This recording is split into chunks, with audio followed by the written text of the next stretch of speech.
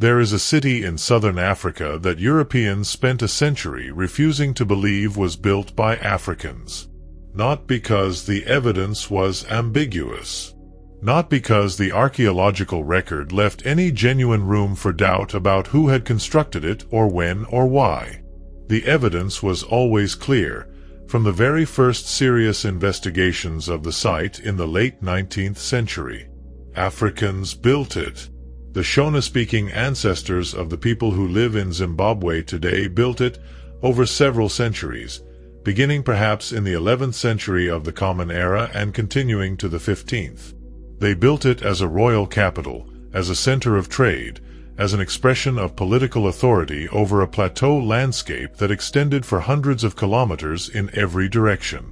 They built it using a masonry technique of extraordinary sophistication, dry stone walling without any mortar at all, in which the precision of the stone fitting was sufficient to hold walls 5 meters high and several meters thick in place for centuries without any binding material. The Europeans who arrived at the site in the 1860s and 1870s knew what they were looking at. They chose not to accept it. The intellectual apparatus of colonial racism was well developed by the time the ruins of Great Zimbabwe became known to the outside world, and that apparatus was equipped with a range of alternative explanations.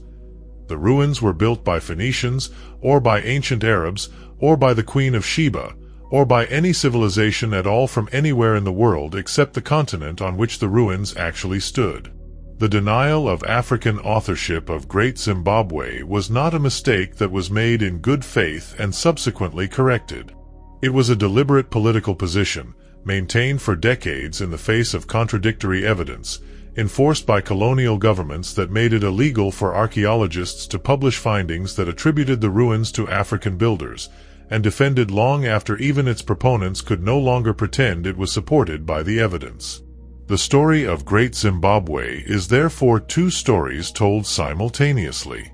It is the story of a remarkable African civilization, the Kingdom of Zimbabwe, that built the largest ancient stone structures in sub-Saharan Africa, controlled one of the most important gold trading networks in the medieval world, and governed a complex polity across a substantial portion of the southern African plateau for several centuries. And it is the story of the denial of that civilization, the systematic attempt by colonial power to erase the African achievement that the ruins represented and to substitute a false history in its place. Both stories are important. The second cannot be told without the first, and the first cannot be fully understood without the second. Tonight you will hear both. The ruins of Great Zimbabwe sit on the southeastern edge of the Zimbabwean plateau, in a landscape of granite outcrops and dry woodland that has a specific visual character found nowhere else in southern Africa. The plateau itself is one of the most distinctive geographical features of the region, a high tableland of ancient basement rock rising to between 1,000 and 1,500 meters above sea level across most of its extent, bounded on the east by the escarpment that drops toward the Mozambique coastal plain and on the south by the Limpopo Valley. This is a landscape shaped by granite, the dominant rock of the Zimbabwean plateau, and the specific way in which granite weathers in this climate, breaking down into rounded boulders and kopjes, the Afrikaans word for the small rocky hills that are a characteristic feature of the southern African landscape, gives the terrain its distinctive character. The kopjes, their smooth surfaces dotted with the drought-resistant vegetation that finds purchase in the shallow soils between the boulders, are a visual constant across the plateau landscape, and Great Zimbabwe sits among them with the authority of a place that understood its own geological setting and turned it to advantage. The site itself is organized around three main architectural components that were built in different periods and served different functions. The hill complex, the oldest part of the site, occupies a natural granite kopje that rises approximately 80 meters above the surrounding terrain, and that was the original royal enclosure, a place of religious significance and royal ceremony that predates the Great Enclosure and the valley ruins by several centuries. The Great Enclosure, the feature that gives the site its most immediately recognizable image, is an oval enclosure of dry stone walling approximately 250 meters in circumference, its outer wall reaching 11 meters in height and nearly 5 meters in thickness at its base. the largest single ancient structure in sub-Saharan Africa. The valley ruins, the most extensive part of the site in terms of area, are the remains of numerous smaller enclosures and structures that housed the general population of the ancient capital and spread across the valley floor between the hill complex and the great enclosure. The stone from which Great Zimbabwe was built is the local granite, the same rock that forms the copies and the outcrops of the surrounding landscape. The specific form in which the granite was used, the flat tabular slabs that the builders split from the natural rock and stacked in carefully fitted courses to create the dry stone walls, reflects an intimate knowledge of the material properties of granite and of the specific way in which it cleaves along natural fracture planes. The builders of Great Zimbabwe were not importing an alien architectural tradition. They were working with the material of their own landscape, exploiting its specific properties with a mastery that represents centuries of accumulated technical knowledge. The civilization that built Great Zimbabwe, the Kingdom of Zimbabwe or the Rosvi State as it is sometimes called in the scholarly literature, was one of the most significant political and economic entities in the pre-colonial history of southern Africa, and its history extends far beyond the specific monument that gives it its name. The origins of the Zimbabwe tradition, the specific cultural complex of dry stone enclosure building that Great Zimbabwe represents at its most developed, lie in the early second millennium of the Common Era, when the Shona-speaking agricultural communities of the plateau began to develop the political and economic institutions that would eventually produce the great state. The earliest examples of Zimbabwe-style stone enclosures are modest in scale, and their development from these small beginnings to the monumental architecture of Great Zimbabwe at its height is a process that unfolded over several centuries of political consolidation and economic growth. The foundation of the Zimbabwe state's prosperity was gold. The Zimbabwean plateau sits above one of the richest gold-bearing geological formations in Africa, and the Shona-speaking communities that inhabited the plateau had been mining and trading gold long before the construction of the great enclosure began. Gold was extracted from alluvial deposits in the rivers that drained the plateau and from reef deposits in the basement rock, processed into bars and traded northward to the East African coast, where it entered the Indian Ocean trading network that connected southern Africa to Arabia, India, and the wider world of medieval commerce. The specific node through which this gold trade was organized and taxed was the royal capital, and the growth of that capital from a regional center to the monument we know today tracks the growth of the gold trade from a local activity to a major element of the medieval Indian Ocean commercial system. The material evidence of this international trading connection is present in the archaeological record of Great Zimbabwe in abundance. Imported ceramics from Persia and China, glass beads from the Indian Ocean trade, and the specific categories of prestige goods that mark the access to long-distance trade networks of the ruling elite. All of these have been found in the excavations at the site, and they leave no doubt that Great Zimbabwe was deeply embedded in a commercial world that extended far beyond southern Africa. The rulers of Great Zimbabwe were not isolated chiefs of a local polity. They were significant participants in one of the major trading systems of the medieval world, and their city reflected that status in its architecture, its material culture, and its spatial organization. The specific political structure of the Zimbabwe state is less clearly documented than its economic life, because the state produced no written records and the oral traditions that preserve its history, while substantial and valuable, were subjected to the distortions of centuries of transmission and the specific pressures of the colonial period that tended to suppress or transform indigenous historical knowledge. What can be reconstructed from the combination of the archaeological evidence and the oral traditions is a picture of a centralized monarchy in which the king controlled access to the gold trade through a system of tribute and redistribution, exercised religious authority as the intermediary between the human world and the divine powers that governed rain and fertility and the other natural forces on which agricultural life depended, and maintained his political authority through a combination of military force, the management of prestige goods, and the specific symbolic power that the great stone enclosures communicated to all who saw them. The dry stone masonry of Great Zimbabwe is the technical achievement that most immediately impresses any visitor to the site, and understanding how it was done and what it represents in the history of human construction is essential for appreciating what the builders of Great Zimbabwe actually accomplished. Dry stone construction, the building of walls from carefully fitted stones without the use of any mortar or binding material, is a technique that has been used independently in many parts of the world at many different periods of history. What makes the dry stone walling of Great Zimbabwe exceptional is not the technique itself, but the scale at which it was applied, the precision with which the stone was fitted, and the specific engineering challenges that the builders solved in constructing walls of this height and thickness without any binding material. The granite used in the construction was split from the natural rock using a technique that exploited the thermal properties of the material. The rock was heated with fire and then rapidly cooled with water, causing differential thermal expansion that cracked the granite along its natural fracture planes and produced the flat tabular slabs that are the basic building unit of the Zimbabwe masonry. These slabs were then carefully trimmed and sorted to produce the specific sizes and shapes required for different parts of the construction, and the most skilled part of the work was the fitting of each stone to its neighbors with sufficient precision that the wall could be stable without any filling or binding material in the joints. The outer wall of the great enclosure, the most impressive single structure at the site, demonstrates the sophistication of this masonry tradition in its highest development. The wall is built in a technique that involved laying the stones in carefully graded horizontal courses, with the largest stones at the base and progressively smaller stones toward the top, and with the faces of each course slightly offset inward from the course below to create the batter that gives the wall its structural stability.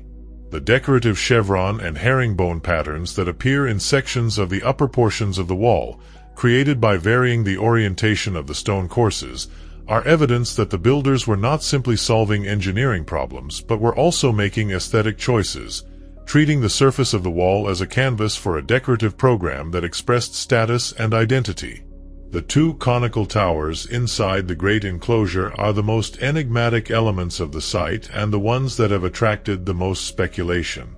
These solid stone towers, the taller of which stands approximately 9 meters high, have no internal spaces or doorways, ruling out the functional interpretations as watchtowers or storage facilities that early European investigators proposed. The most widely accepted interpretation today is that they are symbolic structures, representations of the royal granaries that were a central symbol of royal authority in the Shona political tradition, in which the king's ability to store and redistribute grain was one of the primary expressions of his power and his care for his people. A tower that represents a granary without being a granary is a kind of architectural metaphor, a statement about royal authority expressed in permanent stone. The gold trade that was the economic foundation of the Zimbabwe state connected the Zimbabwean plateau to a commercial network that stretched from the East African coast to Arabia, India, and China, and understanding this connection is essential for understanding why Great Zimbabwe grew to the scale it did and what it represented in the medieval world. The East African coast in the medieval period was one of the most commercially dynamic regions in the Indian Ocean world. The Swahili city-states that lined the coast from the Horn of Africa south to the Mozambique Channel were the intermediaries between the interior of Africa and the wider Indian Ocean trading network, and their prosperity was built on the exchange of African products, primarily gold, ivory, and enslaved people, for the manufactured goods of Arabia, India, and China that their wealthy populations demanded. The gold that flowed through these cities came primarily from the interior, from the Zimbabwean plateau and its surrounding regions, and the specific routes by which it reached the coast were controlled by the rulers who sat at the key points along those routes. Great Zimbabwe's position in this trading network was central rather than peripheral. The site is located approximately 350 kilometers from the nearest significant point on the Mozambique coast, connected by routes that followed the valleys and the watersheds of the plateau edge down to the lowlands. The trade goods that arrived at Great Zimbabwe from the coast, the glass beads, the Chinese porcelain, the Indian cotton textiles that are documented in the archaeological record, were prestige goods whose distribution was controlled by the king and that served as the material currency of the political relationships that held the state together. A district chief who received Chinese porcelain from the king of Great Zimbabwe was being rewarded and incorporated into the royal network of obligation and loyalty. The specific role of Great Zimbabwe as a trading center versus a purely redistributive royal capital is a question that the archaeological record raises but does not fully answer. The site does not show the material evidence of the kind of large-scale commercial activity, the warehousing, the weighing and measuring infrastructure, the specific spatial organization of market exchange, that would indicate a functioning market in the conventional sense. What the evidence shows is more consistent with a redistributive economy in which the king controlled the flow of prestige goods and used them to maintain political relationships rather than a market economy in which independent traders exchanged goods for profit. This distinction is important for understanding the specific character of the Zimbabwe state and the specific role that the Great Enclosure played within it. The decline of Great Zimbabwe as the center of the Zimbabwe trading system, which occurred in the 15th century and was followed by the rise of new centers of power elsewhere on the plateau, was associated with changes in the gold trade itself. The specific gold deposits most accessible from Great Zimbabwe had been significantly depleted by centuries of exploitation, and new deposits further north and southwest were opening up that favored other locations as centers of the trading network. The political decentralization that followed the decline of Great Zimbabwe, with the emergence of successor states like the Mutapa Kingdom to the north and the Torwa state to the southwest, was in part a consequence of this economic restructuring, and the abandonment of the great capital at Great Zimbabwe was the physical expression of a political and economic transformation that was already underway. The denial of African authorship of Great Zimbabwe is one of the most thoroughly documented cases of politically motivated pseudoscience in the history of archaeology, and it deserves extended treatment not as an embarrassing footnote to the history of the discipline but as a central part of the history of Great Zimbabwe itself. The first European to visit the site and report on it to the outside world was the German geologist Karl Mach, who reached Great Zimbabwe in 1871 and produced a description that immediately framed the ruins in terms of the biblical and classical references that were the intellectual default of educated Europeans of his time. Mach identified the site as the biblical Ophir, the source of the gold that Solomon used to build the temple in Jerusalem, and he identified the Great Enclosure with the palace of the Queen of Sheba. This identification was based on nothing whatsoever in the material evidence of the site, which showed no biblical or Semitic features of any kind, and everything in the specific cultural context of a 19th-century European who had been educated to see Africa as a continent without history and who needed an explanation for impressive ruins that did not involve African agency.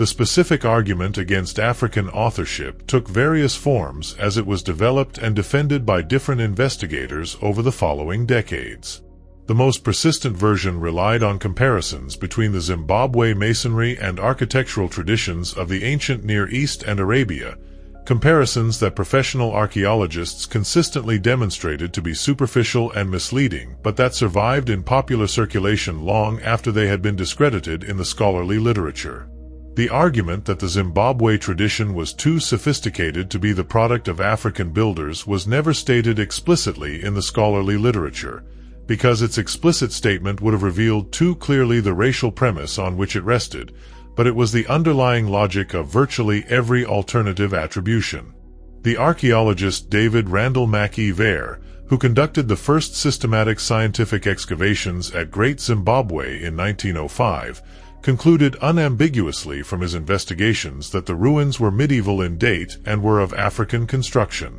His conclusion was contested immediately by the defenders of the alternative theories, and the controversy continued for decades, sustained less by any genuine scientific disagreement than by the political interests of the Rhodesian colonial government that had a direct stake in the denial of African historical achievement in the region it was administering. The most egregious episode in this history was the treatment of Gertrude Cotton Thompson, a British archaeologist whose systematic excavations at Great Zimbabwe in 1929 produced the most comprehensive scientific evidence yet obtained for the African origin and medieval date of the ruins. Her findings were attacked publicly by the advocates of the alternative theories, including in forums specifically organized to discredit her work, in terms that were transparently motivated by racial politics rather than any genuine scientific objection. Cotton Thompson's response to her critics, in which she described their arguments as the product of a determined desire to prove the site non-African, is one of the cleaner statements of what was actually happening in this controversy, and her ultimate vindication by the subsequent development of the archaeological evidence was a vindication of the scientific method against political pressure. The political dimensions of the Great Zimbabwe controversy did not end with the progressive acceptance of the African authorship of the ruins by the mainstream archaeological community in the mid-20th century.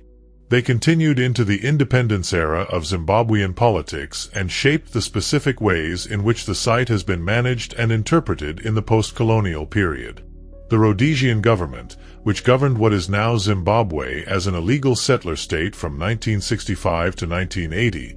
maintained the policy of suppressing the African attribution of Great Zimbabwe in the official interpretive materials for the site and in the state-controlled media, as part of a broader political project of denying the historical depth of African civilization in the region and thereby denying the historical legitimacy of African political claims to the land. The archaeologists who worked at the site during this period faced official pressure to interpret their findings in ways consistent with the government's position, and some refused and were accordingly marginalized or excluded from further work at the site. The independence of Zimbabwe in 1980, following the end of the Liberation War that had been fought partly under the banner of Great Zimbabwe's significance as a symbol of African historical achievement, transformed the political status of the site fundamentally. The new Zimbabwean state adopted the ruins as the central symbol of national identity, reflected in the name of the country itself, in the national flag and coat of arms that incorporated the Zimbabwe bird, the carved soapstone birds found at the site that are among its most iconic artifacts, and in the designation of Great Zimbabwe as the primary national heritage site. This adoption was a deliberate reversal of the colonial suppression, a political claim to the historical depth and the civilizational achievement that the colonial period had tried to erase. The specific management of the site in the post-independence period has been shaped by this political significance in ways that are sometimes in tension with the requirements of archaeological conservation and scholarly investigation. The site is a living political symbol as well as an archaeological monument, and the decisions made about its management, its interpretation, and its presentation to visitors are made in a context in which the history of the denial of African authorship is always present as a background against which the current interpretation must be understood. The ongoing scholarly work at the site, which has continued to produce new findings about the construction sequence, the material culture, and the environmental history of Great Zimbabwe, has in recent decades incorporated more thoroughly the perspectives and the knowledge of the Shona-speaking communities whose ancestors built the ruins and who maintain their own traditions about the site's significance. This collaboration between academic archaeology and indigenous knowledge is one of the more productive developments in the study of Great Zimbabwe and reflects a broader shift in the discipline toward more inclusive and more honest engagement with the communities whose heritage is being studied. The Zimbabwe birds, the carved soapstone sculptures found at Great Zimbabwe and at related sites across the plateau, are among the most significant artistic objects from the pre-colonial history of southern Africa, and their specific character and their specific history as objects illuminate both the civilization that produced them and the colonial encounter that appropriated them. The Zimbabwe birds are a series of approximately 8 carved soapstone figures, each approximately 40 centimeters tall, that were originally mounted on tall soapstone columns and placed in specific locations within the hill complex at Great Zimbabwe.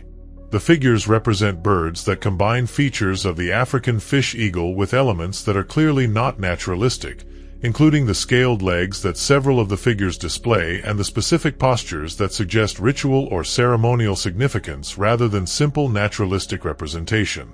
The fish eagle is the national bird of Zimbabwe, and its association with the Zimbabwe tradition is ancient, predating the colonial period and rooted in the specific cosmological beliefs of the Shona tradition in which the fish eagle served as a messenger between the human world and the spirit world. The first European investigator to encounter the Zimbabwe birds was Karl Mach, who found one of them during his 1871 visit and recognized it immediately as significant but interpreted it through the same biblical lens that distorted all his observations of the site. Subsequently, the birds were removed from the site by various colonial investigators, some of them sold to collectors and museums in South Africa, and one of them, the most complete example, was taken to Germany in the 1870s and eventually ended up in a museum in Cape Town. The removal of sacred objects from an active religious site and their dispersal to collections in other countries is one of the specific acts of cultural vandalism that the colonial encounter with Great Zimbabwe involved. The question of the repatriation of the Zimbabwe birds that are held outside Zimbabwe has been a persistent issue in the post-independence period. The birds held in South African museums, acquired under circumstances that reflected the colonial appropriation of African cultural heritage, are the focus of ongoing negotiations between the Zimbabwean and South African governments, and the specific principles that should govern the repatriation of objects acquired under colonial conditions have been the subject of broader international debate in which the Zimbabwe birds are frequently cited as an important case. The return of these objects to the community whose ancestors created them is understood by that community not merely as a cultural issue but as a matter of historical justice.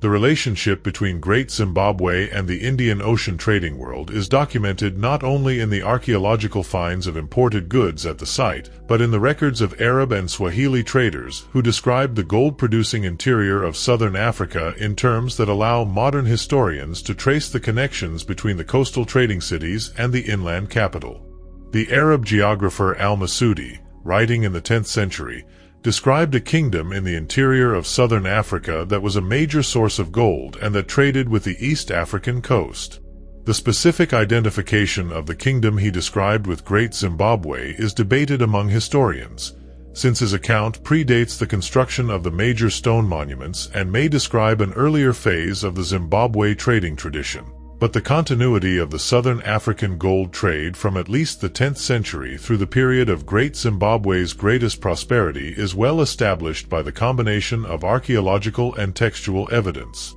The Portuguese, who arrived on the East African coast in the early 16th century and whose records provide the first detailed European descriptions of the interior trading systems, described the gold-producing plateau of the interior in terms that clearly correspond to the Zimbabwean plateau and its trading networks. The Portuguese records describe a ruler known as the Mano Matapa, a title derived from the Shona term Mwene Mutapa meaning Lord of the Pillaged Lands, who controlled the gold trade from a capital in the interior. By the time the Portuguese arrived, the capital of the Mano Matapa kingdom had shifted northward from Great Zimbabwe, and the great enclosure was already in decline or abandoned, but the trading network that it had organized for centuries continued to function under new centers of power. The Chinese porcelain found at Great Zimbabwe deserves specific mention because it demonstrates the remarkable extent of the commercial connections that the site's gold trade maintained. Chinese porcelain of the Song and Ming dynasties,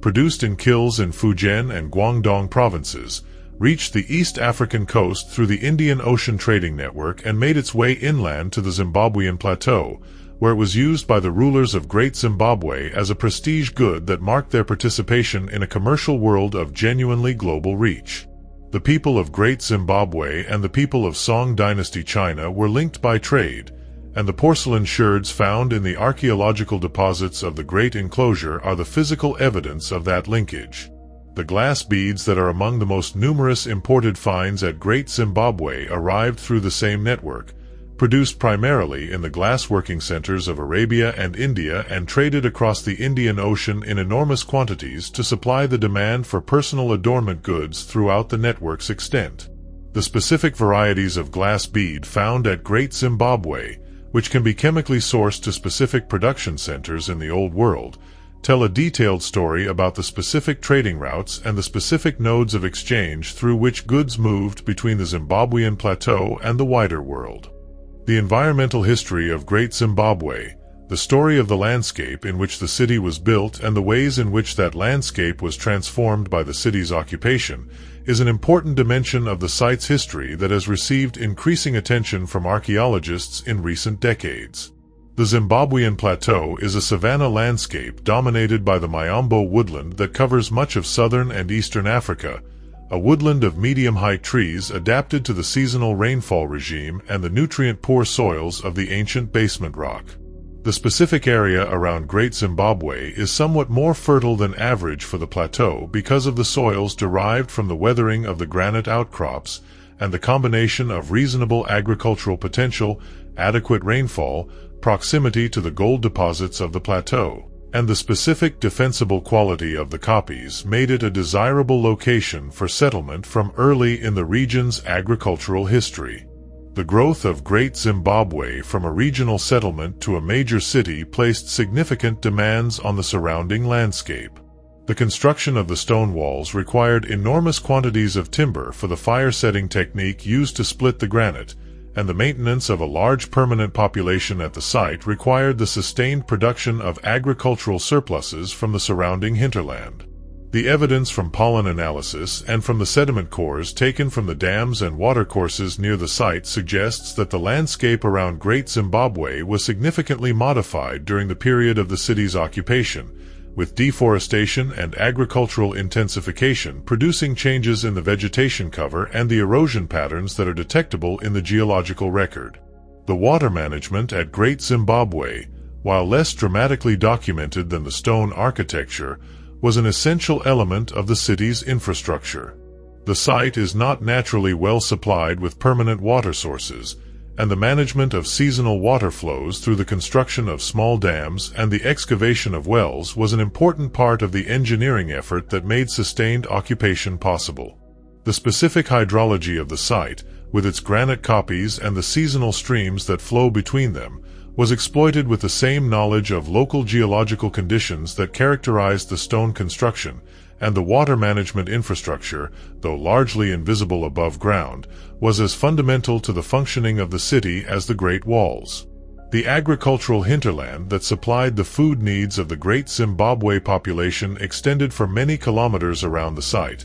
and the specific organization of agricultural production in this hinterland, the allocation of different areas to different crops, the management of the relationships between the urban center and the farming communities that supplied it, is an aspect of the site's history that the archaeological evidence illuminates only partially. What is clear is that the food supply of Great Zimbabwe was a major logistical challenge, and that the management of that challenge was part of the political and economic organization of the Zimbabwe state. The oral traditions of the Shona-speaking communities of Zimbabwe are a primary source for the history of Great Zimbabwe that has been used with varying degrees of skill and respect by different generations of researchers, and whose proper integration with the archaeological evidence is one of the ongoing challenges and ongoing achievements of the scholarship of the site. The oral traditions that relate to Great Zimbabwe include both the traditions of specific Shona clans with hereditary connections to the site and the broader historical traditions of the Shona political culture that describe the development of the Zimbabwe state and its successors. These traditions were first systematically recorded by European missionaries and colonial officials in the late 19th and early 20th centuries, in circumstances that were not conducive to the full and accurate recording of indigenous historical knowledge, and the specific distortions introduced by the recording process, the selective attention to certain kinds of information and the neglect of others, the translation of Shona concepts into European frameworks that did not fully capture them, are limitations that scholars must work around in using these sources. The traditions describe the founding of the Zimbabwe state in terms that connect the founding rulers to the control of rain and fertility, the classic attributes of legitimate authority in the Shona political tradition. The Mondoro spirits, the ancestral spirits of the royal lineage who continue to protect and guide the community from the spirit world, are a central element of this tradition, and their association with specific sacred sites, including the hill complex at Great Zimbabwe, gives the oral tradition a specific geographical anchoring that connects it to the material evidence in ways that allow the two kinds of evidence to inform each other. The specific traditions about the abandonment of Great Zimbabwe, which describe a gradual movement of the royal court northward as the political center of the Zimbabwe trading system shifted, are broadly consistent with the archaeological evidence for the 15th century decline of the site as the primary royal capital. The traditions describe this movement not as a catastrophic abandonment but as a gradual political reorganization, with the great enclosure continuing to be maintained and visited for ceremonial purposes even after it was no longer the primary seat of political power.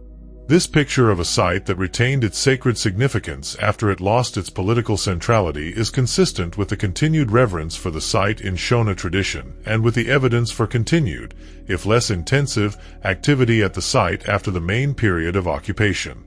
The comparison between Great Zimbabwe and other major ancient African civilizations illuminates both the specific character of the Zimbabwe tradition and the broader patterns of African historical achievement that the colonial denial of Great Zimbabwe was designed to obscure. Africa has a long and rich history of urban civilization that predates European contact by many centuries, and that includes achievements of architecture, commerce, and political organization that are comparable in scale and sophistication to anything produced by the contemporary civilizations of the Mediterranean, the Near East, or Asia. The Kingdom of Aksum in what is now Ethiopia and Eritrea, which at its height in the 4th and 5th centuries of the Common Era was one of the four great powers of the ancient world alongside Rome, Persia, and the Kushan Empire. The medieval kingdoms of Mali and Songhai in West Africa, whose universities at Timbuktu were among the most important centers of Islamic scholarship in the world. The Swahili city-states of the East African coast, whose merchants connected the interior of Africa to the Indian Ocean trading world. All of these are evidence of African civilizational achievement that was systematically denied or minimized in the historical narratives produced by the colonial tradition. Great Zimbabwe fits within this broader pattern of African achievement, and specifically within the tradition of sophisticated political and commercial organization that characterized the civilizations of the southern African plateau in the medieval period. Its specific contributions to the history of African civilization include the development of the dry stone masonry tradition that is unique to the Zimbabwe plateau, the establishment of one of the most important nodes in the medieval Indian Ocean gold trade, and the creation of a political culture whose symbolic and religious dimensions are expressed in the material record of the site with a richness and a sophistication that repays careful analysis. The denial of African authorship of Great Zimbabwe was not simply an attack on the specific historical record of one city.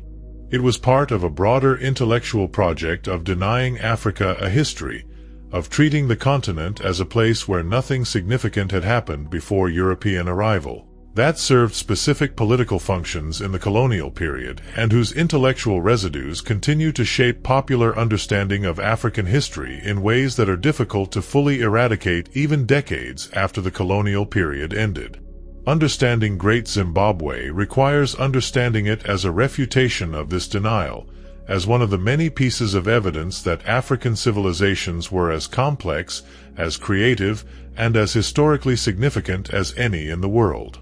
The archaeology of Great Zimbabwe in the modern period, after the political battles over the site's attribution were largely resolved, has focused on understanding the site's development in more detail, and the findings of recent decades have significantly enriched the understanding of what was built here and when and why.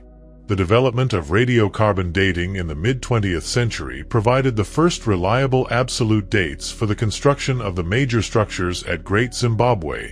confirming and refining the relative chronology that had been established by the earlier ceramic analysis. The dates established by the radiocarbon program placed the construction of the hill complex in the period from approximately the 11th to the 13th centuries, the great enclosure in the 13th and 14th centuries, and the valley ruins spanning the full period of the site's occupation from the 11th through the 15th centuries. The ceramic sequence at Great Zimbabwe, which was first worked out by the archaeologist Roger Summers in the 1950s and subsequently refined by many subsequent researchers, provides a detailed relative chronology for the different phases of the site's occupation and for the changes in material culture that accompanied the political and economic transformations of the Zimbabwe state. The specific types of pottery associated with different phases of the occupation, their forms, their surface treatments, and their decorative motifs, allow different parts of the site to be placed within the chronological sequence and the relationship between the different architectural components to be understood in temporal terms.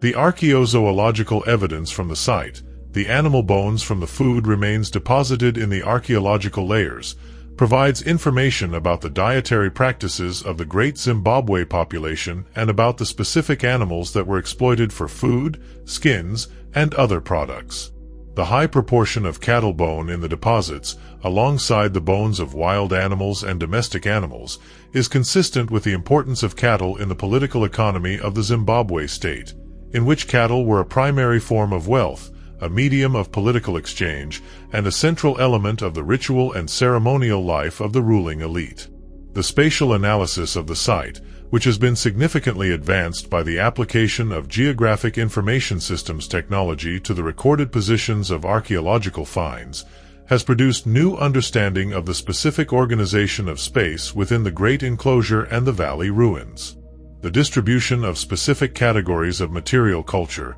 the imported goods, the high-quality local pottery, the specific tools and ritual objects, across the different areas of the site gives a picture of the social geography of the ancient capital that is not recoverable from the architectural evidence alone. The experience of visiting Great Zimbabwe today is shaped by the specific quality of the landscape, the specific character of the ruins, and the specific weight of the historical controversy that surrounds the site in ways that make it unlike any other ancient monument in Africa. The approach to the site through the surrounding countryside gives a first impression of the landscape character that shaped the Zimbabwe tradition. The rolling plateau grassland, the scattered granite kopjes with their rounded profiles and their characteristic vegetation, the specific quality of light on the savanna that is quite different from the light of the desert or the forest. The ruins themselves emerge from this landscape gradually. The first indication of their presence, the line of the outer wall of the great enclosure visible across the valley floor, its height and the precision of its construction communicating immediately that this is something built by human intelligence and skill rather than simply formed by the natural processes that produced the surrounding kopjes. The great enclosure, entered through a narrow passage between its outer and inner walls, is the most immediately impressive part of the site for most visitors. The experience of being enclosed by walls 11 meters high and several meters thick, built from carefully fitted granite slabs without any mortar, without any scaffolding, using only the tools and the knowledge available to medieval African builders, creates a specific kind of awe that is not the awe of scale alone but the awe of understanding. These walls were built by people who had developed a mastery of their material that is still not fully understood by the engineers who have studied them, and the specific quality of the dry stone construction, the way individual stones fit against their neighbors with a precision that has held them in place for 7 centuries, is more impressive close-up than in any photograph or description.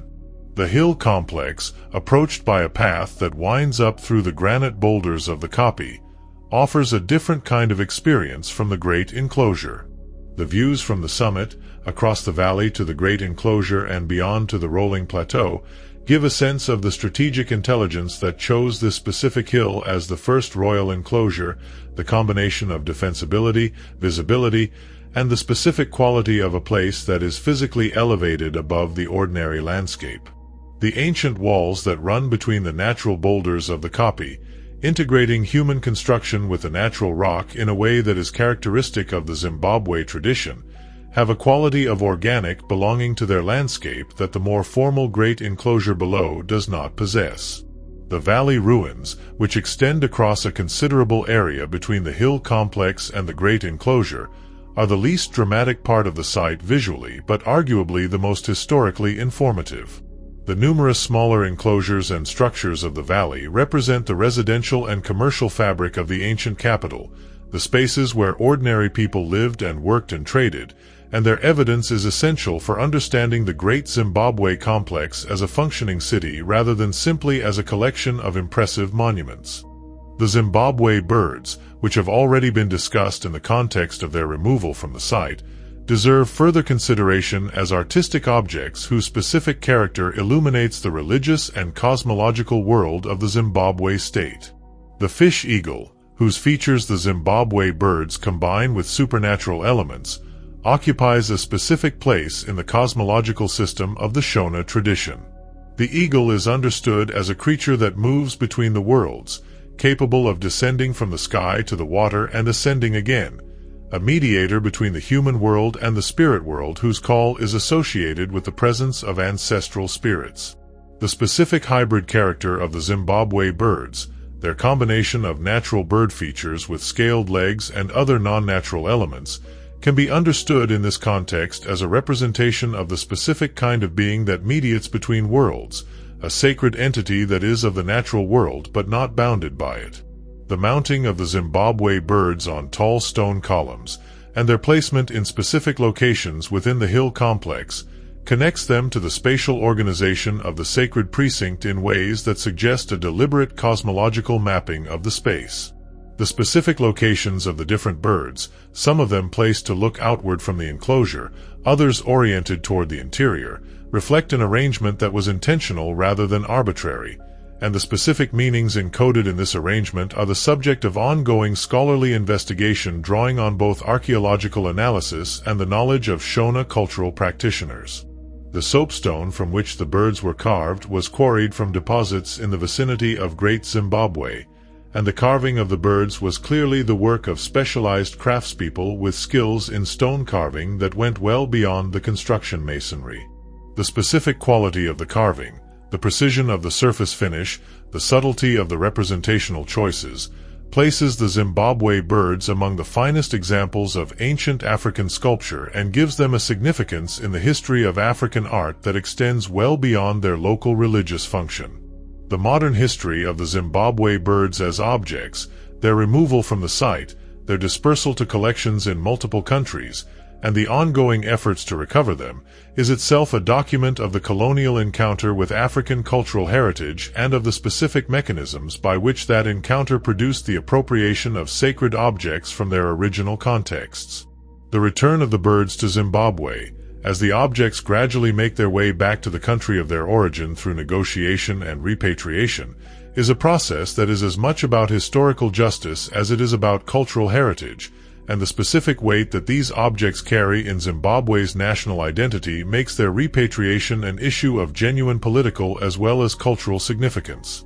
The relationship between Great Zimbabwe and the contemporary nation of Zimbabwe, and the specific uses to which the site has been put in the construction of Zimbabwean national identity since independence in 1980, is a complex and sometimes difficult story that reflects the broader challenges of using ancient monuments as symbols of national identity in post-colonial states. The decision to name the newly independent state Zimbabwe, rather than keeping the colonial name Rhodesia or adopting one of the other names proposed during the independence negotiations, was a deliberate political choice that placed the ancient civilization of Great Zimbabwe at the center of the national identity project. The name Zimbabwe derives from the Shona word Zimba Dza Mabwe, which means great houses of stone, and its adoption as the national name was an assertion that the civilization that built those great houses was the authentic historical foundation of the new nation. The adoption of the Zimbabwe bird as the central element of the national flag and the coat of arms extended this symbolic claim to the specific artistic heritage of the ancient civilization.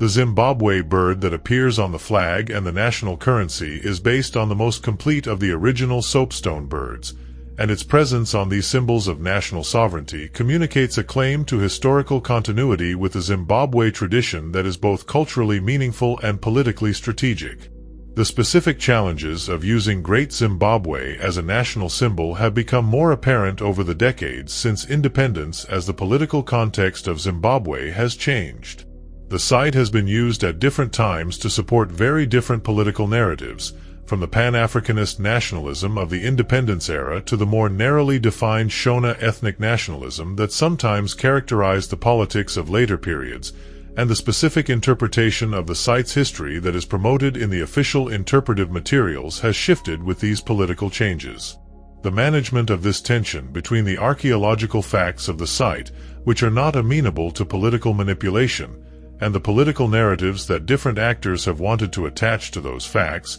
is one of the ongoing challenges of the site's management. The architecture of the Great Enclosure raises specific questions about the specific functions that the enclosed space served in the life of the Zimbabwe state, and the debate about those functions is one of the more productive ongoing scholarly discussions about the site. The Great Enclosure is not a defensive structure in any conventional sense. The height of the outer walls would make it difficult to scale, but the walls have no parapets or fighting platforms. There are no positions from which defenders could fight from behind cover, and the single narrow entrance is designed for ceremonial effect rather than military security. The enclosure is clearly not a fortress. Nor is it obviously a temple or a religious precinct in the sense that most ancient religious architecture makes clear. There are no altars, no facilities for sacrifice, no obvious spatial organization around a central sacred focus of the kind that characterizes the religious architecture of many ancient traditions. The Zimbabwe architectural tradition does not seem to have produced dedicated religious buildings of this kind, in keeping with the general character of Shona religious practice, which takes place in outdoor spaces and in the context of communal gatherings rather than in dedicated enclosed structures. The most widely accepted interpretation today sees the Great Enclosure as the residence of the Queen Mother or the principal wife of the king, a space that was simultaneously domestic and sacred, associated with the fertility and the continuity of the royal lineage rather than with the military or administrative functions of the state. The specific size and the specific elaboration of the enclosure, its exceptional scale relative to other stone enclosures at the site, is consistent with an interpretation that sees it as the residence of the most important woman in the Zimbabwe state, whose role in the political and ritual life of the kingdom was second only to the king himself. The conical towers, on this reading, are symbols of the royal granary that stood in the enclosure or nearby, representing in permanent stone the abundance and the redistributive generosity that were the primary obligations of the king and queen mother in the Shona political tradition.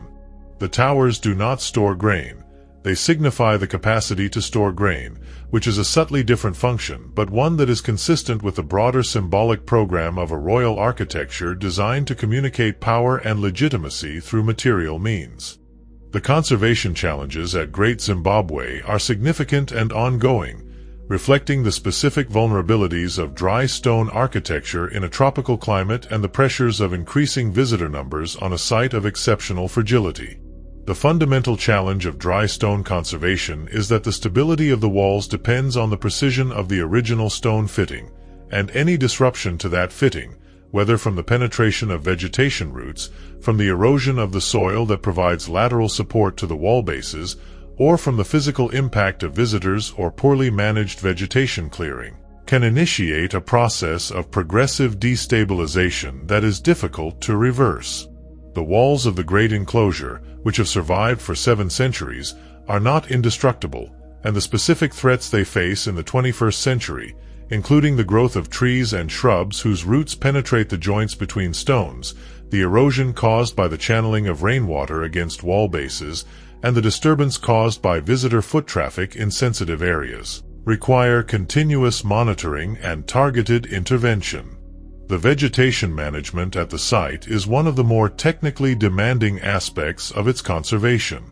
The dry stone walls provide ideal habitats for the plants that colonize cracks and joints, and the specific plants that establish themselves in the walls of Great Zimbabwe include both the indigenous species of the surrounding woodland and introduced species that have taken advantage of the disturbed conditions of an actively managed heritage site. The removal of vegetation from the walls, which is necessary to prevent root damage, must be done carefully to avoid disturbing the stone fitting, and the specific protocols for vegetation management at the site have been developed through a combination of conservation research and practical experience. The management of visitor impact at Great Zimbabwe has become more pressing as the site's status as a national symbol has made it a major tourism destination, and as the development of Zimbabwe's tourism industry has increased the number of visitors substantially. The physical impact of large numbers of visitors on the narrow pathways through the valley ruins and in the enclosed spaces of the Great Enclosure and the hill complex,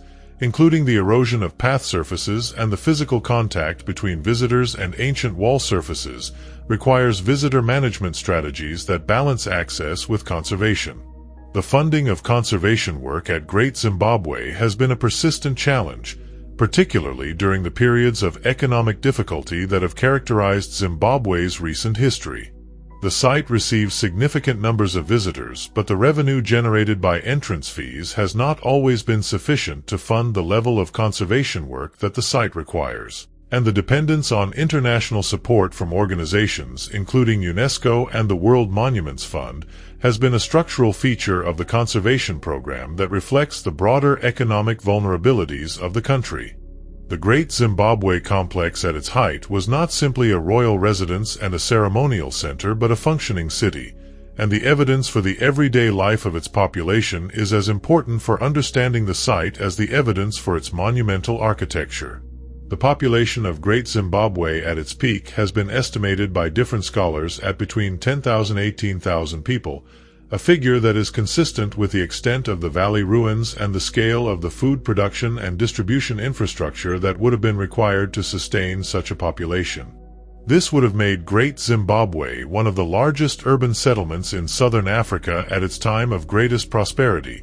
a city whose scale and density of occupation was comparable to the major urban centers of the medieval world in other regions. The craft production that supported the economy of Great Zimbabwe and that produced the goods traded both within the city and through the wider network of the Zimbabwe state is documented in the archaeological record through the tools and the waste products of different craft activities. Iron smelting and smithing, required for the production of the agricultural and military tools on which the life of the state depended, is documented by the smelting slag and the smithing tools found in the valley ruins. Gold working, the activity that was the foundation of the state's wealth, is documented by the crucibles and the gold wire and the worked gold objects found in the deposits of the hill complex. The weaving of cotton textiles, products that are not themselves preserved in the archaeological record but that are documented in the Portuguese historical sources, is suggested by the spindle whorls found in domestic contexts throughout the site.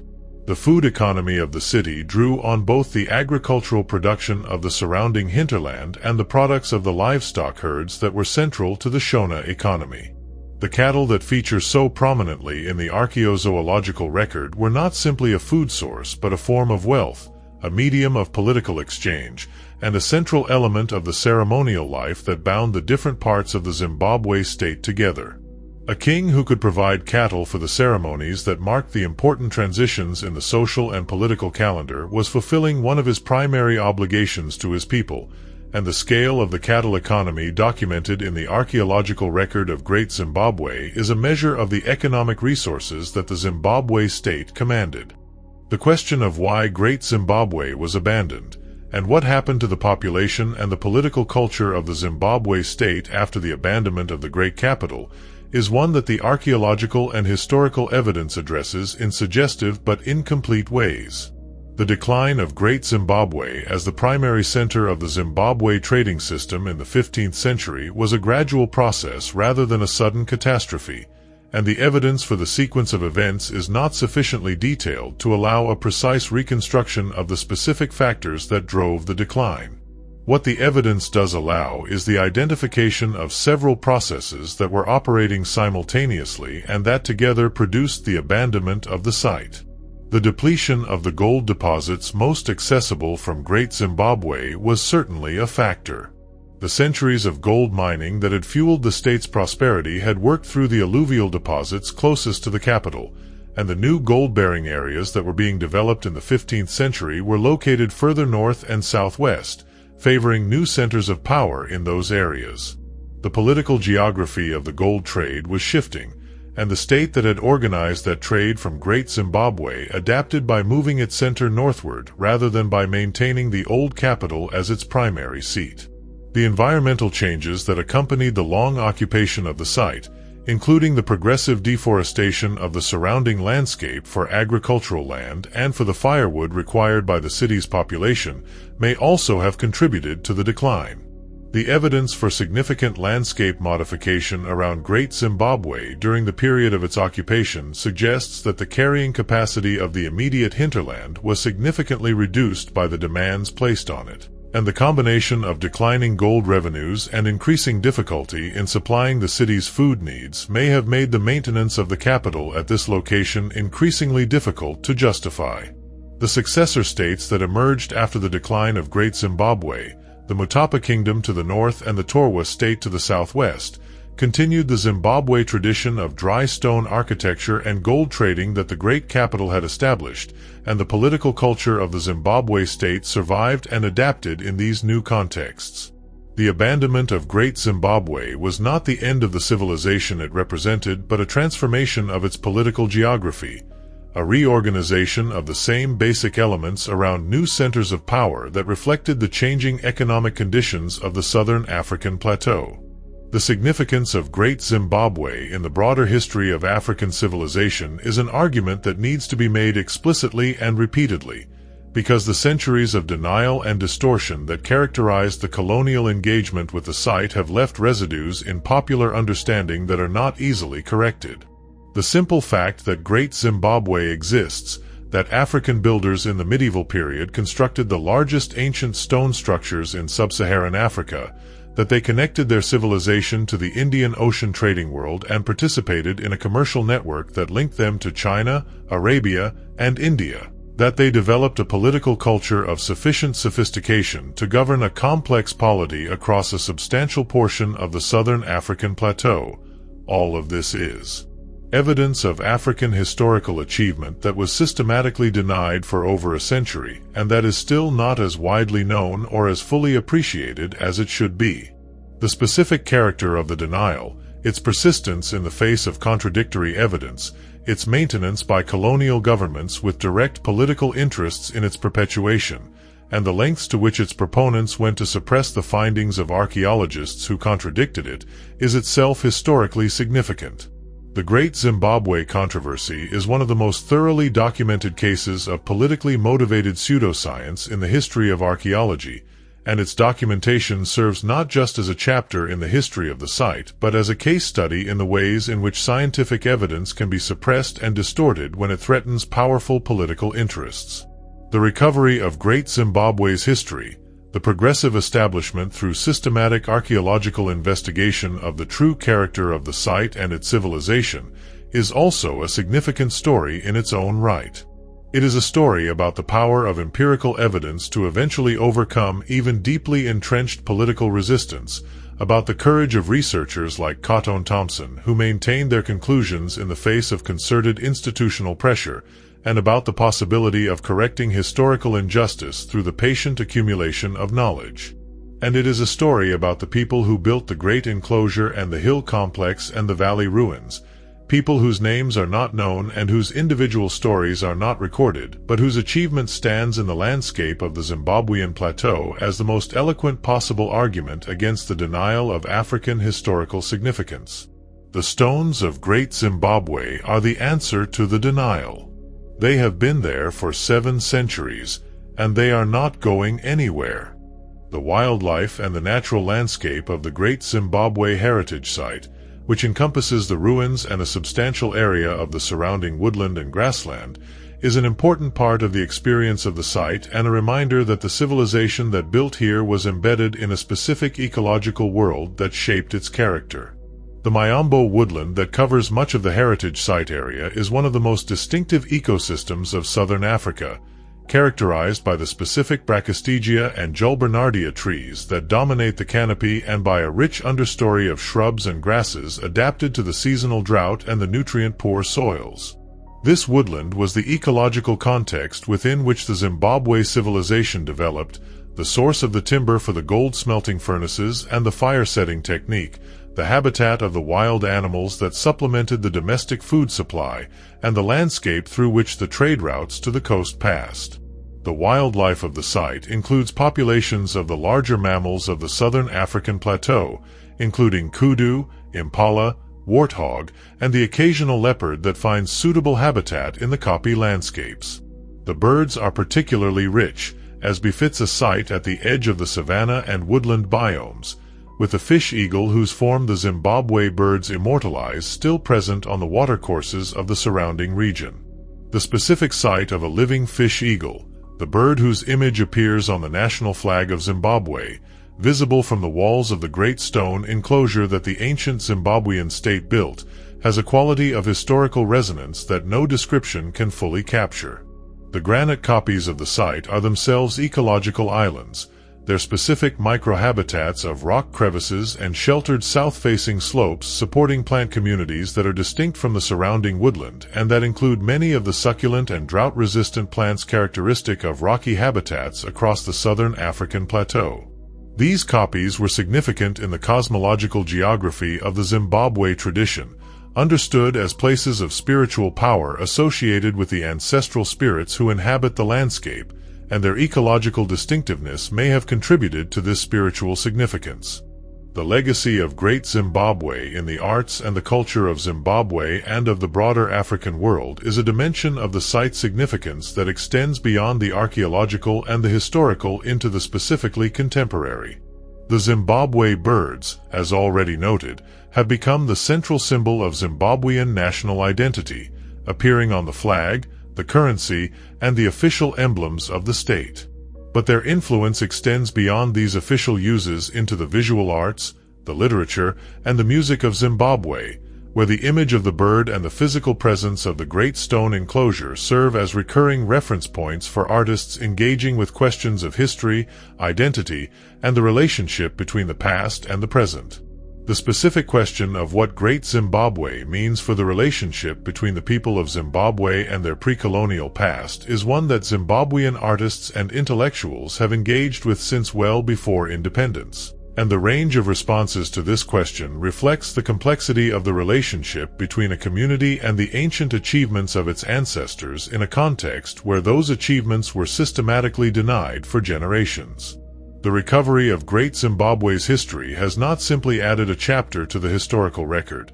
It has changed the terms on which Zimbabwean people can understand their own past, and the emotional weight of that change is reflected in the centrality of Great Zimbabwe in the cultural life of the nation. The broader significance of Great Zimbabwe in the African diaspora, and particularly in the Pan-African intellectual tradition that has been central to the political and cultural life of communities of African descent around the world, is another dimension of the site's legacy. The denial of African historical achievement was not simply a matter of academic history. It was an ideological tool that sustained the broader project of racial devaluation that justified slavery, colonialism, and segregation. The recovery of Great Zimbabwe as an African achievement, as one of the most significant ancient monuments in the world built by African people, is therefore relevant not only to the specific history of Zimbabwe but to the much broader project of understanding and asserting the full historical significance of African civilization. The ongoing archaeological work at Great Zimbabwe, which continues to produce new findings and new interpretations of the site's history, reflects the degree to which even a site as extensively studied as Great Zimbabwe still has significant secrets to reveal. The application of new scientific techniques to the existing collections of material from previous excavations has in recent decades produced significant new information about the site's history. The isotopic analysis of the cattle bones from the site, which allows the identification of where the animals were raised based on the isotopic signature of the local geology recorded in their bones, has produced evidence that cattle were brought to Great Zimbabwe from areas at considerable distances from the site, consistent with a picture of the city as a redistribution center for livestock tribute from across the plateau rather than simply a local agricultural settlement. The analysis of the gold objects found at the site, using the specific trace element signatures that are characteristic of different gold deposits across the Zimbabwean plateau, has allowed researchers to identify which specific deposits were being worked at different periods of the site's occupation and to trace the changing geography of gold extraction over time. The results of this analysis are consistent with the broader picture of a declining productivity of the gold deposits nearest to Great Zimbabwe and a progressive shift toward deposits further from the old capital, providing direct material evidence for one of the proposed mechanisms of the site's decline. The application of high-resolution satellite imagery and aerial photography to the analysis of the landscape around Great Zimbabwe has produced new evidence for the extent of the agricultural and settlement landscape associated with the ancient capital. Features that are not visible on the ground, including the traces of ancient field boundaries, the locations of satellite settlements and specialized activity areas, and the routes of ancient paths connecting the capital to its hinterland, are visible in the aerial record and are providing a more complete picture of the spatial extent of the Great Zimbabwe urban complex than was available from ground-level survey alone. The collaboration between archaeologists and communities of Shona cultural practitioners in the interpretation of the site's material culture has produced insights that neither discipline could have generated independently. The specific knowledge of Shona cultural practice that traditional religious specialists bring to the interpretation of the spatial organization of the stone enclosures and the specific placement of ritual objects within them has illuminated aspects of the site that the material evidence alone could not resolve. The sound of Great Zimbabwe, the specific acoustic environment of the stone enclosures and the copy landscape, is an aspect of the experience of the site that is not often discussed, but that is part of what makes it distinctive as a place. The Great Enclosure has acoustic properties that would have been significant in the ceremonial life of the Zimbabwe state. The high stone walls create a relatively enclosed acoustic environment within the interior space, reflecting and containing the sounds generated within and creating a quality of presence and resonance that open-air ceremonial spaces cannot achieve. The specific sounds of a ceremony conducted within the Great Enclosure, the voices of participants, the rhythms of drums and other instruments, the specific sounds associated with the ritual practices of the Shona tradition, would have had a quality in this space that was quite different from the same sounds in the open air. And the choice to conduct important ceremonies within the enclosure rather than in the surrounding landscape was surely at least partly an acoustic choice as well as an architectural one. The hill complex has a different acoustic character from the Great Enclosure, one shaped by the natural acoustics of the granite copy and the way sounds carry across rocky terrain. The views from the summit of the copy are matched by the acoustic openness of the position, from which sounds can be heard from a great distance and from which a speaker can project their voice across the valley below with an authority that the flat terrain does not offer. The specific acoustic advantages of the copy position, combined with its visual and defensive advantages, may have contributed to its selection as the original royal enclosure. The sounds of the birds that inhabit the site add a dimension to the acoustic environment that connects the visitor to both the natural world of the savanna and the specific cultural associations that birds carry in the Shona tradition. The fish eagle's call, one of the most distinctive sounds in the African savanna, is heard occasionally at the site, and its association with the Zimbabwe birds, with the spirit world of the Shona tradition, and with the national identity of Zimbabwe gives it a resonance in this specific location that it does not carry anywhere else. The silence between these sounds, in the early morning before visitors arrive and in the late afternoon after they have left, has the specific quality of a silence charged with history. The stones of the Great Enclosure have been standing in this landscape for 7 centuries. They have heard the ceremonies of the Zimbabwe court and the footsteps of colonial investigators and the arguments of archaeologists and the tour narratives of guides and the questions of visitors. The silence between all these sounds is the silence of a place that has been witness to a great deal of human activity and that will continue to be witness to more. The Great Zimbabwe site as it is managed today is the product of decades of conservation work, political negotiation, and evolving scholarly understanding, and the specific decisions made about its presentation to visitors reflect the complex priorities that any major heritage site must balance. The interpretation of the site for visitors has changed substantially since independence, moving from the colonial-era interpretive materials that either denied African authorship or downplayed its significance toward an interpretation that places the African achievement of Great Zimbabwe clearly at the center of the visitor experience. The development of a new visitor center, the installation of interpretation panels throughout the site, and the training of local guides in the archaeological and cultural history of the ruins have collectively transformed the experience of the site in ways that make the scholarly understanding of Great Zimbabwe more accessible to the non-specialist visitor.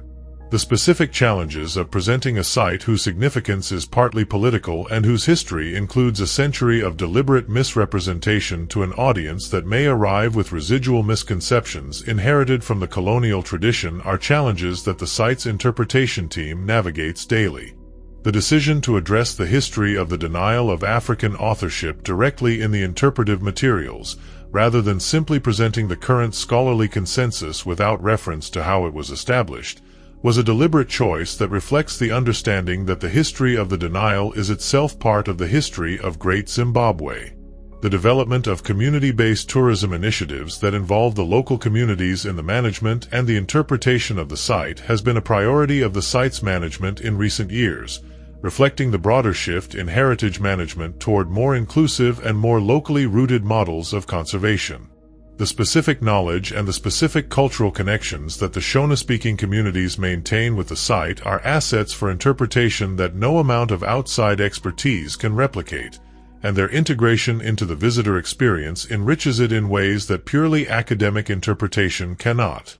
The global significance of Great Zimbabwe in the history of medieval commerce places it within a much larger story than the history of southern Africa alone, and that larger story connects the Zimbabwean plateau to the interconnected world of the medieval Indian Ocean in ways that challenge the conventional Eurocentric periodization of world history. The period of Great Zimbabwe's greatest prosperity, the 13th and 14th centuries, coincides with a period of extraordinary commercial dynamism in the Indian Ocean world. The Mongol Empire, at the height of its extent in the 13th century, had created the conditions for overland commercial connections across Eurasia that facilitated the movement of goods from China to the Mediterranean. The Islamic world, from the Persian Gulf to the Swahili coast, maintained a maritime trading network of extraordinary reach and efficiency. The Mamluk Sultanate in Egypt controlled the most important nodes of the east-west trade.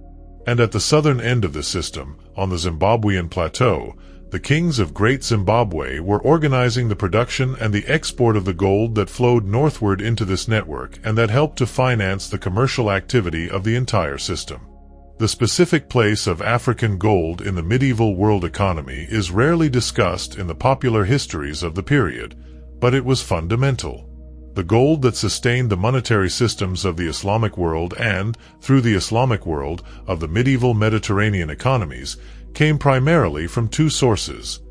West Africa, where the Mali and Songhai empires controlled the gold deposits of the Saharan fringe, and Southern Africa, where the Zimbabwe tradition controlled the gold deposits of the plateau. The rulers of Great Zimbabwe were, in this global context, major suppliers of one of the most economically critical commodities in the medieval world, and their city was a node in a trading system whose other nodes included Cairo, Baghdad, Calicut, and Chuanjo.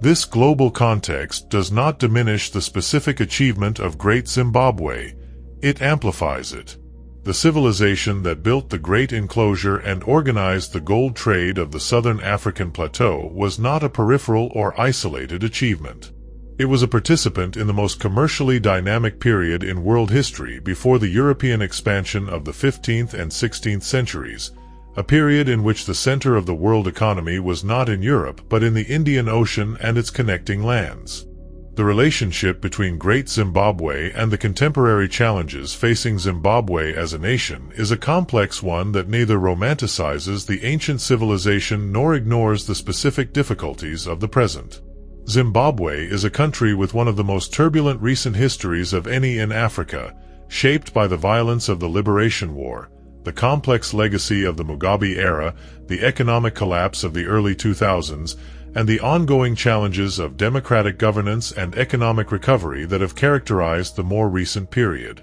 The ancient monument of Great Zimbabwe sits in this troubled contemporary context as a symbol of historical achievement whose power is not diminished by the difficulties of the present, but that sometimes feels very far from the daily realities of Zimbabwean life. The specific relationship between the site's significance as a national symbol and the experience of visiting the site as a tourist reveals some of the tensions of this situation. Great Zimbabwe is designated as the primary national heritage site of Zimbabwe, the physical embodiment of the national identity that the state's name expresses. But the resources devoted to its conservation and management, constrained by the economic difficulties of recent decades, have not always been adequate to maintain the site at the standard that its significance deserves, and the visitor experience has suffered accordingly. The gap between the symbolic importance of the site and the material reality of its management is a specific form of the more general gap between aspiration and capacity that characterizes the governance of heritage in many developing countries. The potential of Great Zimbabwe as an economic asset, through the development of heritage tourism as a significant component of the Zimbabwean economy, has been recognized by successive governments but has not been fully realized, partly because of the economic and political instability that has made Zimbabwe a difficult destination for international tourism, and partly because of the specific infrastructure challenges of a site that is located in a rural area far from the major urban centers. The development of the site's tourism potential in a way that generates economic benefits for the local communities while maintaining the conservation standards required by its World Heritage status is one of the central challenges of its current management. The specific quality of the dry stone walls of Great Zimbabwe at different times of day and in different qualities of light is one of the experiences of the site that photographs cannot adequately convey and that requires direct encounter to be fully appreciated. In the early morning, when the sun is low and the light comes from the east at a raking angle, the texture of the stone courses is revealed with an intensity that the higher sun of midday suppresses. The individual stones, fitted against their neighbors with the precision that has held them in place for 7 centuries, cast small shadows on the stones below them, and the cumulative effect of thousands of these small shadows creates a visual texture across the face of the wall that communicates, more directly than any measurement or description, the specific quality of attention that went into the fitting of each stone. The builders of Great Zimbabwe saw this wall in this light, and the care they brought to the fitting of each stone was care that would be visible in exactly this quality of morning light. In the afternoon, when the sun is in the west and the interior of the great enclosure is in shade while the outer face of the wall is fully lit, the scale of the enclosure becomes most legible. The height of the outer wall, 11 meters above the ground of the surrounding terrain, is a dimension that the aerial views that are most commonly reproduced in books and documentaries do not convey, because the aerial view compresses the vertical into the horizontal and reduces the wall to a line on a map.